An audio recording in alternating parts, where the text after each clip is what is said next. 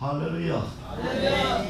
이렇게 비는 좀 오지만 야외에 나와서 2박 3일간 여러분들과 함께 이렇게 지낼 그 생각을 하니까 오래전부터 마음이 많이 흥분되어 있었습니다. 우리 이날을 위해서 준비를 하느라고 수고하신 준비위원장, 교육부장 오필호 목사님, 이하 준비위원들 다 일어나시기 바랍니다. 그리고 찬양팀이라고 구성된 모양인데 찬양팀도 일어나시기 바랍니다. 왜냐하면 준비위원들 분이 누군지를 아셔야. 왜 이거 명찰을 준비위원들에게 큰거해 주는지 아십니까? 심부름 시키라고 큰거해 준 겁니다. 눈에 잘 띄어야 심부름, 이리 오세요 하고 심부름 시킬 거 아니에요. 그래서 큰거해 준 겁니다. 이거 심부름꾼이라는 얘기에 심부름꾼. 나와서 인사들 한번 하시기 바랍니다. 네, 찬양팀 차장 목사님. 네. 이제부터 오신 건데. 자려 심부름 많이 시켜주십시오. 경례. 네. 이렇게 해서 우리 준비위원들이 사명감을 가지고 이번 하계 수련회를 잘 섬겨주시기 바랍니다. 여러분들 닭 쫓던 게 지붕 쳐다본다는 그러한 속담을 갖다가 잘 알고 계실 것입니다. 무슨 말입니까? 자신이 목적했던 바를 이루지 못했을 때와 다 이뤘다고 생각하는데 날려버렸을 때, 잃어버렸을 때 그때 허망한 생각이 들어가지고 이러한 그 허망함이 얼마나 큰지, 그래서 이러한 속담이 나왔었죠. 이것은 우리가 인생에 가치 있는 목적을 가졌다 그런다면은 끝까지 이룰 수 있는 데까지 가야지만 된다는 그런 교훈을 우리에게 주는 속담입니다.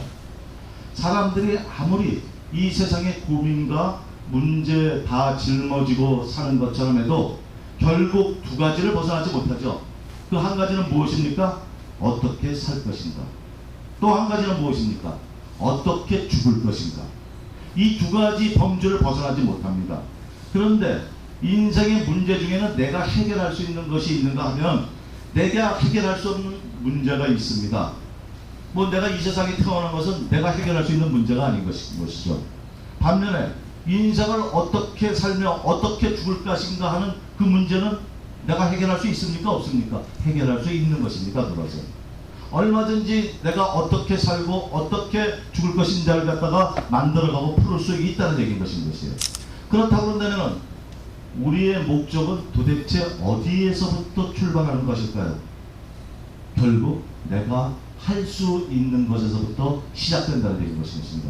내가 할 수 없는 일에서는 결국 어떠한 문제도 생길 이유가 없는 것이에요. 이 말은 우리의 목적을 가지고 있다면 마침내 충분히 이룰 수 있는 데까지 갈 수 있는 소망이 있다는 그런 말씀입니다. 그렇기 때문에 포기하지 않고 끝까지 인내하는 사람이 성공하고 꿈을 이루는 경우가 많은 것입니다. 우리가 이룰 수 있는 목적을 가지고 그 목적을 위해서 계획한다는 얘기는 어떻게 살 것인가에 대한 그 문제에 대한 중요한 해답이 되는 것입니다. 유명한 우화가 하나 있습니다. 아메리칸 인디안 한 주장이 늙어가지고 아들 셋이 있는데 아들 셋 중에서 어느 아들에게 추장직을 물려줄까 고민을 하다가 아들 셋을 데리고 사냥을 갔다가 함께 나가면서 사냥을 데리고 나갔습니다. 사냥을 터에서 딱 도착해 보니까 저 앞에 큰 나무가 있고 그 큰 나무에 독수리가 앉아 있었습니다. 추장은 맏아들에게 물어봅니다. 저 앞에 뭐가 보이느냐. 그러니까 이 첫째 아들은 푸른 하늘이 보이고 큰 나무가 보입니다. 이렇게 대답을 하였습니다. 아버지 주장이 실망을 해가지고 둘째 아들에게 물어봅니다. 너는 무엇이 보이느냐. 그러니까 둘째 아들은 큰 나무가 있고 그 나무 위에 독수리가 있습니다. 이렇게 얘기하는 거예요. 그래도 아버지는 실망해가지고 이제 막내 셋째 아들에게 물어봅니다. 네 눈에는 뭐가 보이느냐. 독수리가 보이는데 그 날개가 있고 그 날개들이 마주치는 곳에 그 독수리의 가슴이 보입니다. 이렇게 얘기하는 것이에요. 그래 그게 자세히 보이느냐. 그러니까 보입니다. 그럼 쏴서 명중시켜라 해가지고 활을 쏴가지고 그 독수리의 가슴에 명중을 시키니까 아버지가 그 자리에서 나 다음에 네가 내 추장직을 갖다가 맡게 될 것이다 라고 추장직을 물려줬다는 그러한 이야기가 있습니다. 이 이야기는 아메리카 인디안의 전래 동화라고 합니다. 그런데 자기의 목표하는 바를 확실하게 내다볼 수 있다는 그런 교훈을 줄 뿐만 아니라 본질을 깨닫게 해준다는 그런 교훈을 준다는 것입니다. 아버지 추장이 아들 셋을 데리고 뭐하러 나갔다고 그랬습니까? 사냥하러 나갔다고 그랬어요. 그러면 사냥하는 사람들에게 보여야 될 것이 무엇이겠습니까? 사냥하는 사람들이 푸른 하늘 보고 그 큰 나무 보고 이런 것이 보인다고 그런다면 그 사람은 본질을 잃고 있다는 얘기인 것이에요. 사냥하러 나간 사람들은 내가 사냥할 먹잇감을 갖다가 볼 수 있어야지만 된다는 얘기인 것입니다. 사람들은 목적이 있는 인생을 살아가야지만 되는데 바로 내가 사냥하러 나가서 엉뚱한 거 바라보고 있으면서 어떻게 목적이 있는 인생을 살아갈 수가 있겠습니까? 그러니까 목표가 있는 삶을 살아갈 수가 없게 된다는 것입니다. 특히 우리 주의 종들에게는 영원한 하나님의 나라를 목적으로 삼고 살아가는 신앙의 경주가 뒤따라야지만 된다는 얘기인 것이에요. 그렇기 때문에 영원한 천국을 얻기 위해서 흔들리지 않는 그런 목적 의식을 가지고 살아가야지만 된다는 것입니다. 오늘 성경 본문은 예수님께서 세례 요한을 쫓던 수많은 군중들을 갖다 향해서 던진 질문을 가지고 주제로 하고 있습니다.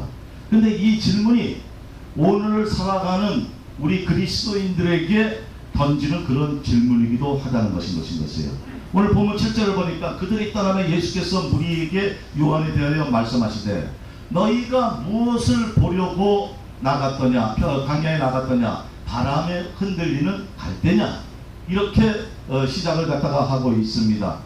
뭐 바람에 여러 가지 종류가 있지만 여기서 말하는 바람은 당시에 그 기독교적인 핍박을 받는 박해를 갖다가 얘기한다는 것이 정확한 해석이라고 할 수가 있습니다. 핍박과 고난의 바람이 아무리 불어와도 흔들리지 아니하고 확고한 신앙을 가지고 살아갈 수 있어야지만 된다는 것을 갖다가 예수님께서 말씀해 주신 것인데, 바로 이 시대 그와 같은 사람이 누구냐 하면은 세례 요한이다라고 그를 칭찬해 주고 있는 그런 말씀인 것입니다. 이것은 도덕적인 면에 있어 가지고 강직한 자를 갖다가 세례 요한의 그 강직한 면을 말하기도 하고, 그리고 편히 부동하지 아니하고 꿋꿋한 신앙을 가지고 살아가는 그 모습을 말하기도 하고, 세례 요한이 바로 그런 자라고 예수님께서 세례 요한을 칭찬해 주시는 것이었어요. 그 뒤에 이어서 뭐라고 말씀하십니까? 그러면 너희가 무엇을 보려고 광야에 나갔더냐? 바람에 흔들리는 갈대냐? 부드러운 옷 입은 사람이냐? 이렇게 물어보시는 거예요. 예수님께서는 이 말씀을 수많은 군중의 앞에서 하신 이유가 있죠. 그것은 세례 요한의 위대함을 갖다가 밝히고자 하신과 동시에 유대인들이 그 당시에 그 겉과 속이 다른 무덤에 해치한 자와 같은 그런 불신앙적인 그런 요소를 갖다가 지적하고 계시는 그러한 상황인 것입니다.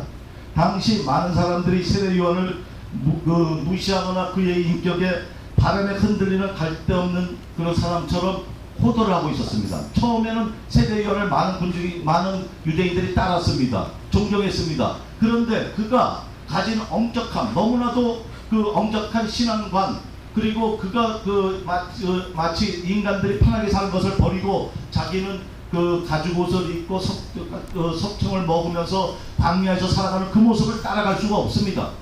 그러니까 그를 존경하던 마음을 가지고 계속 그를 따라간다면은 자신들도 그와 같은 모습을 해야만 되는데 그러기는 싫고, 그래서 자꾸 호도하기 시작을 합니다. 그리고 그를 갖다가 자꾸 비난하기 시작을 하게 된다는 얘기인 것이에요. 세례 요한은 정말이지 담대한 마음으로 헤롯 대왕을 책망하던 그런 사람 아니었습니까? 그런 당당한 사람이었습니다. 그리고 그는 금욕적인 그런 생활을 갖다가 하면서 신앙을 지키는 사람이었습니다. 또한 그 시대 바리새인들이 정말 예수님께서 지적하는 바와 같이 참다운 신앙생활을 하지 않고 겉과 속이 다른 그런 모습에 엄한 경고를 하기도 한 그런 선지자였던 것이에요. 그런데 이런 것에 그 당시 이제 유대인들은 그를 갖다가 멀리하기 시작합니다. 그리고 세례 요한을 공격하며 경멸하기 시작합니다. 복음, 그가 전하는 복음도 받아들이려고 하지 않습니다. 그래서 삶의 목적이 결국 어떻게 됐습니까? 바뀌어버리고 마는 거죠.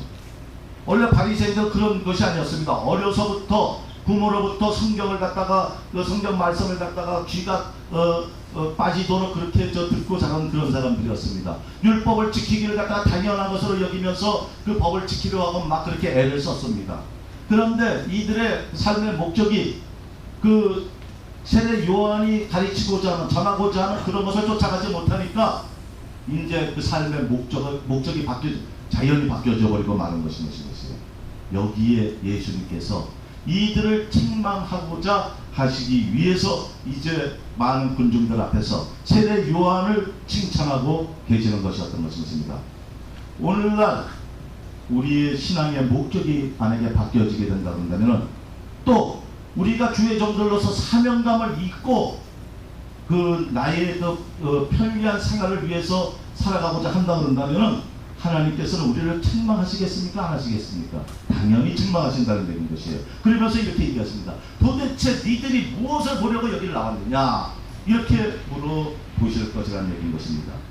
그러면 너희가 어찌하여 나갔더냐? 이 말은 말라기가 이제 구약 성경이 말라기에서 끝나죠. 거기에서 이제 선지자가 이제 끝나게 되게 됩니다.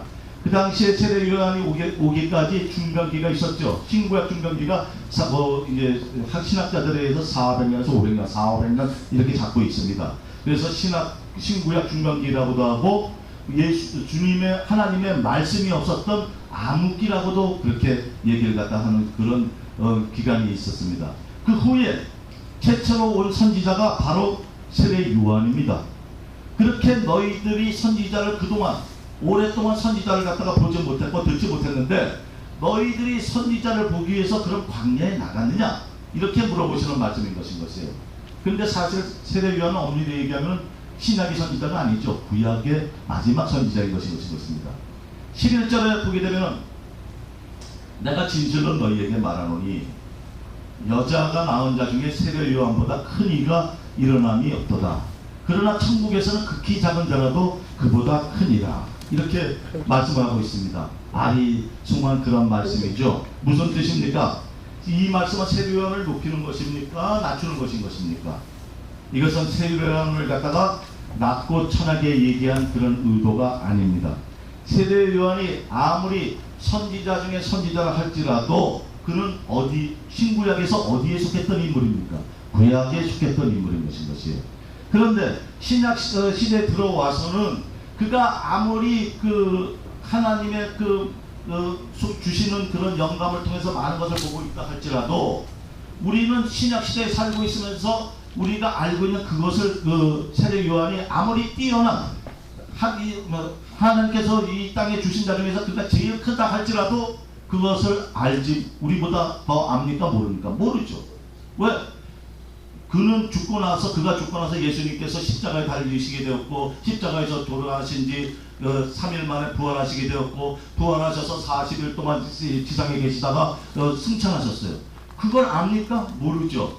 자, 제 두 주먹이 있습니다. 이 두 주먹을 갖다 이렇게 내면 여러분들은 다 보실 것입니다. 그런데 제가 이렇게 하면 한 주먹밖에 보이지 않습니까? 이것이 바로 구약시대 때 끝인 세례 요한까지의 일이라는 얘기인 것이에요. 이렇게 돼 있다는 얘기, 안 보인다는 얘기인 것입니다. 하나밖에 못 보는 것이에요. 하지만 그 뒤에 신약시대 모든 그리스도인들은 이 두 개를 다 보고 있지 않습니까? 우리는 이걸 다 보고 있지 않습니까?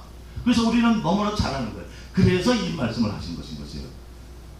그가 아무리 이 땅에서 제일인 자 할지라도 천국에서는 그보다 못한 자가 없느니라 하신 말씀이 바로 이러한 얘기라는 것인 것입니다.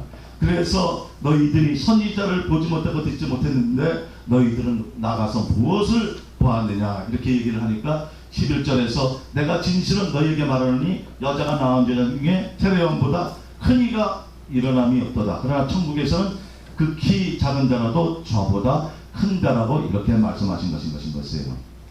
세례 요한이 여자가 낳은 자 중에서 가장 크다고 그렇게 얘기를 하셨습니다. 왜냐하면 선지자 중에 선지자는 누굽니까? 사실 예수님이에요. 그렇지 않습니까? 예수님은 선지자 중에 선지자이신 것이에요. 그 예수님이 오신 것을, 그리고 예수님께서 하신 일을 이제 세례 요한은 알지 못하기 때문에 이 말씀을 하신 것입니다. 천국에서는 극히 작은 자라도 세례 요한보다도 더 크다라는 말은 세례 요한을 낮추기 위해서 한 것이 아니라 결국 그 뒤에 일어나는 일을 모르고 있기 때문에 한 얘기인 것입니다. 그런데 여기서 좀 우리가 이상한 그 부분을 갖다가 마음을 가지고 있어야 되지 않겠습니까? 무엇입니까? 도대체 그 당시에 세례 요한을 보고 뭐라고 얘기를 했습니까? 엘리야가 살아서 돌아왔다고 그렇게 얘기하지 않습니까? 그렇게 얘기들 하고 있잖아요.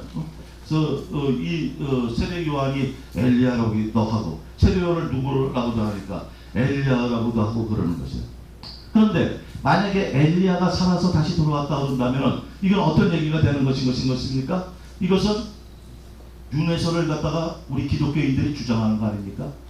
그런데 우리 그 기독교에서는 윤회설을 주장합니까? 없죠. 우리는 다시 태어난다는 개념이 없죠. 우리는 영원히 죽지 않는 생명체라는 얘기예요. 그래서 우리는 죽어도 천국 가면 영원히 산다는 그런 점입니다. 윤회설은 우리하고는 거리가 먼 얘기입니다. 그런데 만약에 엘리야가 살아서 돌아와서 선지자적 역할을 갖다가 또 하고 있다 그런다면은, 세례 요한이 하고 있다 그런다면은 그야말로 기독교적 윤회설이 되고 마는 것입니다. 그런데 이미 세상에 왔던 엘리야가 다시 왔다는 이 얘기는 그런 얘기가 아닌 것이죠. 그것은 그 당시 엘리야가 살아서 사역을 할 때, 선지자적 역할을 할 때 가지고 있던 그 심령, 그리고 하나님께로부터 받았던 능력, 그 심령과 능력을 가지고 이 세례 요한이 그 시대에서 또 하나님의 그 사역을 하고 있는 그 모습을 나타내고자 하기 위해서 나왔던 말이라고 생각하면 정확할 것입니다. 오늘의 가장 핵심은 사실 이 시대를 16절에서 하고 있는 그런 얘기인 것이에요. 이 시대를 무엇으로 비유할까? 비유하건대 아이들이 장터에 앉아 제 동물을 불러 이르되 우리가 너희를 향하여 피를 불어도 너희가 춤추지 않고 우리가 슬피 울어도 너희가 가슴을 치지 아니하였다 것 같다. 제가 이 부분을 갖다가 더 강조하기 위해서 아까 물어보셨는데 거기까지만 읽으시라고 그랬어요. 귀 있는 자는 들을지어다까지 그래서 귀 있는 자는 들어야지만 됩니다. 지금 이 시대가 바로 그 피를 갖다가 불어도 아이들이 춤추지 않는다는 얘기인 것이에요. 이런 피를 불어도 아이들이 춤추지 않는다는 얘기는 진짜로 어린 아이들을 얘기하기 위해서 그렇겠습니까? 아니면 그 당시 신앙생활 하던 그 유대인들을 향해서 던졌던 말이겠습니까? 유대인들의 신앙생활하던 유대인들의 영적 상태가 바로 어린아이와도 같은 성장되지 못하고 있는, 성숙하지 못한 그러한 상태에 머무르고 있다는 것을 갖다가 지적해주고 있는 그런 말씀인 것입니다. 피를 불어도 너희가 춤추지 않고 우리가 애곡하여도 너희가 가슴을 치지 아니했다는 것 같도다. 요한이 와서 먹지도 않고 마시지도 않냐며 저희가 말하기를 귀신이 들렸다 하더니 인자는 와서 먹고 마시며 말하기를 보라 먹기를 탐하고 포도주를 즐기는 사람이요 세리와 죄인의 친구로다. 이렇게 말씀을 하고 있습니다.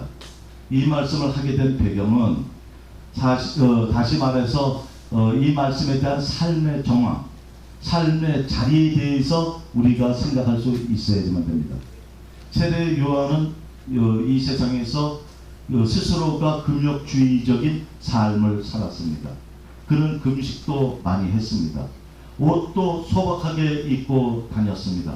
그러면 사람들이 종교 지도자는 그래 바로 세례 요한과 같이 저렇게 살아야지만 돼. 이렇게 하면서 그가 얼마나 금식과 기도를 많이 하면서 경건한 자냐, 참 훌륭한 지도자다 하면서 그를 칭찬했습니까? 이 앞에서 보니까 아니다 얘기예요.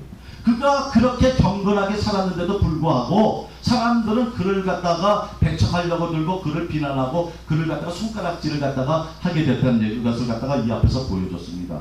그런데 그렇다고 한다면 반대로 예수님께서 오셔가지고 공생의 생활을 갖다가 하시면서 어떻게 하셨습니까? 이렇게 세례 요한처럼 금욕주의적이고 그리고 아주 소박하게는 하셨지만 이런 모습으로 아주 신앙적인 모습으로만 살아가셨습니까? 아니지 않습니까? 예수님께서 정반대적인 세례요한과 또 정반대적인 또 모습을 갖다 보여줬어요. 이것은 술 마시기 죄인들과 술 마시기를 좋아하고 그 다음에 뭐 얘기하고 있는 대로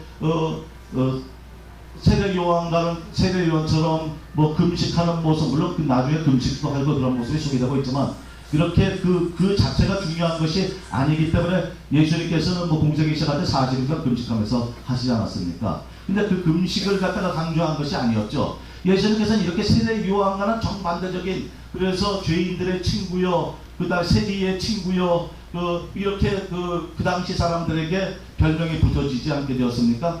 예수님께서는 먹고 마시는 것을 즐겨하셨습니다. 그래서 식탁 교제를 즐겨하신다고 우리가 얘기하지 않습니까? 그러면 세례 요한이 너무나도 금욕주의 생활하고 너무나도 경건한 생활을 해서 욕을 먹었다 그런다면 그 반대로 한 예수님은 어떻게 했습니까? 그럼 칭찬받아야 될 거 아닙니까? 그런데 예수님을 칭찬했습니까? 당시에? 안 했잖아요. 욕했잖아. 그러니까 뭡니까? 이래도 욕하고 저래도 비난하고 이게 뭡니까? 이게 바로 바람에 흔들리는 갈대요 어린아이와 같은 그런 신앙생활을 하고 있다고 주님께서 꾸짖으시고 계신다는 얘기예요. 그 백성들을 이래도 안 되고 저래도 안 되고 도대체 니들 뭐냐? 니들 그렇게 니들 피를 불어도 춤추지 아니하고 그런 모습을 갖다 보이고 있다는 얘기예요.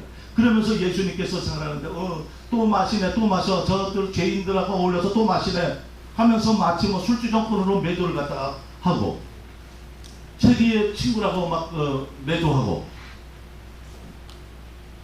그러면서 그들은 이제 이것도 아니고 저것도 아니고 적당하게 그 신앙생활을 하는 척하면서 자기들의 살 국리를 갖다가 챙기면서 하는 그 당시에 바리새인들이나 뭐 그 종교 지도자들의 그런 모습 이런 것으로 그리고 또 그 많은 그 유대인들을 갖다가 끌어가려고 했던 그 당시 그래서 예수님께서는 화가 나셔가지고 그들의 겉과 속을 가리고 이들이 이렇게 신앙생활하면 안 되는데 하고 그렇게 화를 내셨던 것이었죠.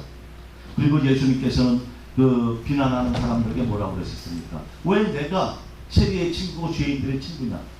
그것은 건강한 자에게는 의원이 필요가 없고 병든 자라야 의원이 쓸모가 있기 때문이 아니냐 하면서 자신의 오신 목적 중에 하나를 갖다가 말씀하시지 않았습니까? 예수님께서 세리와 죄인들을 갖다가 가까이 했습니다.